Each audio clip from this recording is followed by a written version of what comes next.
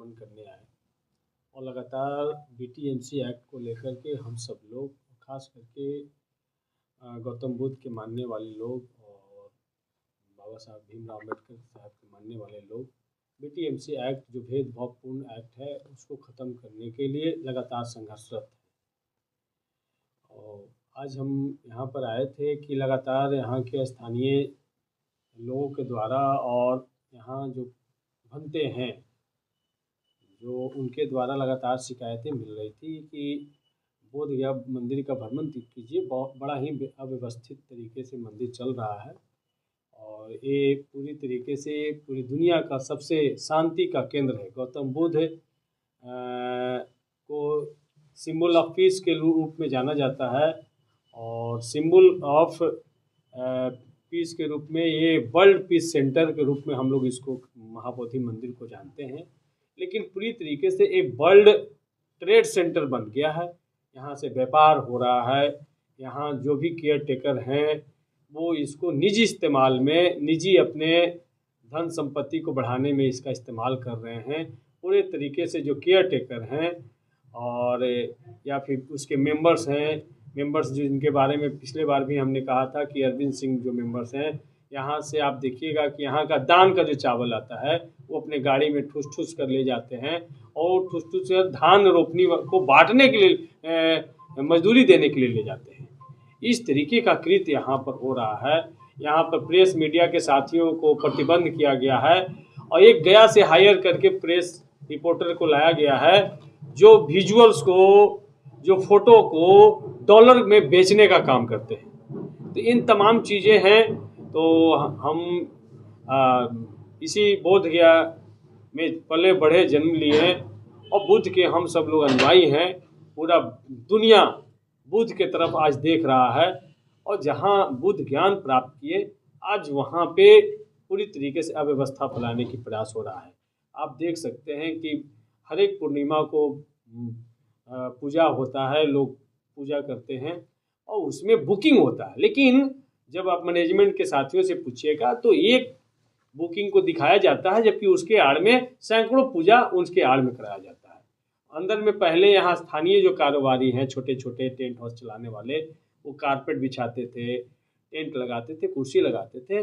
लेकिन अब देखिएगा कि अंदर में जो केयर टेकर बनते हैं वही टेंट लगा रहे हैं, वही पंडाल लगा रहे हैं, वही कुर्सी लगा रहे हैं और पूरा डॉलर अपने घर ले जाने का उपाय कर रहे हैं और अपना एनजीओ भी इसके आड़ में चला रहे हैं और सारा एनजीओ के माध्यम से काला धन को वो वाइट मनी में बदलने का एक उनका पूरा कारोबार चल रहा है। तो हम तो चाहेंगे, 20 तारीख को हमने मुख्यमंत्री को लिख करके दिया है और मुख्यमंत्री से हमने समय मांगा है मिलने का। मुख्यमंत्री से मिल करके सारा लिखित एविडेंस के साथ हम प्रूफ सौंपेंगे। यहाँ जो केयर टेकर के रूप में जिन भंतियों को रखा गया है उनका साप्ताहिक विजिट कलकत्ता में होता है। कलकत्ता में वो क्या तांडव करने जाते हैं वो भी हम आपको आने वाले दिन में विजुअल और फोटो आपको देंगे कि वहाँ क्या करने जाते हैं। यहाँ के जो बीटीएमसी के मेंबर्स हैं वो थाईलैंड में जा कर के क्या नृत्य प्रस्तुत कर रहे थे, वो नृत्य भी का भी विजुअल हम लोग आने वाले दिन में आप लोग को देंगे। तो बड़ा एक बुद्ध के इस गांव को, बुद्ध के इस छांव को बनाम और कलंकित करने का प्रयास चल रहा है। इसीलिए विधानसभा में भी इसका क्वेश्चन विधानसभा में हमने सवाल उठाया है बीटीएमसी एक्ट 1949 का, लेकिन सरकार ने अभी तक जवाब नहीं दिया है। पुनः जब हमारा जो बजट सत्र होगा, जो लंबा सत्र होता है, उसमें इन महाबोधि मंदिर पर हम अलग से ध्यान आकर्षण प्रस्ताव लेकर के आएंगे और ध्यान आकर्षण प्रस्ताव के माध्यम से हम लोग इस महाबोधि मंदिर के अव्यवस्था पे विधानसभा में हम लोग चर्चा करेंगे। अच्छा, क्या कारण है? आप लोग अपने स्तर से तो कुछ जांच कराते होंगे, क्या कारण है जो मीडिया को रोका जाता है? यहाँ पे मंदिर में क्या कुछ गलत होता है जो बाहर निकल नहीं जाए? नहीं, अभी आपने देखा है कि सीसीटीवी फुटेज भी बेचा जाता है, लेकिन कहावत है कि अभी आपको आईबी के लोग, तमाम लोग, आईजी स्तर के लोग आकर के जांच करके गए हैं। तो किन लोगों पर कार्रवाई हुआ? एफसीआरए कोड जिनके वजह से खत्म हुआ और करोड़ों रुपया नुकसान में बीटी महाबोधि मंदिर गया, मैनेजमेंट कमेटी करोड़ों रुपया नुकसान में गया, क्या उस अकाउंटेंट पे, उस कलर को कोई कार्रवाई हुई? अब देखिएगा तो उसको और प्रमोशन दिया गया।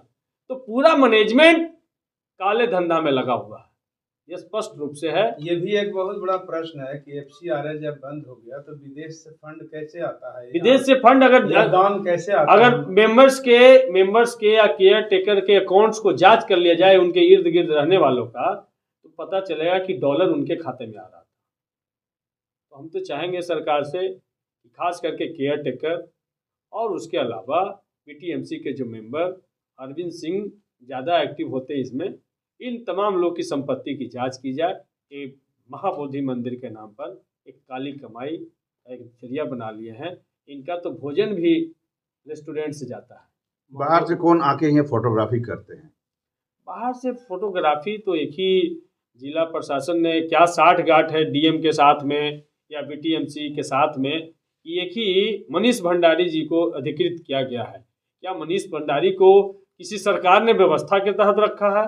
क्या वो वेतन भोगी कर्मचारी हैं, या उनको अंदर का सारा फुटेज देश विदेश में बेचने की खुली छूट मिला है?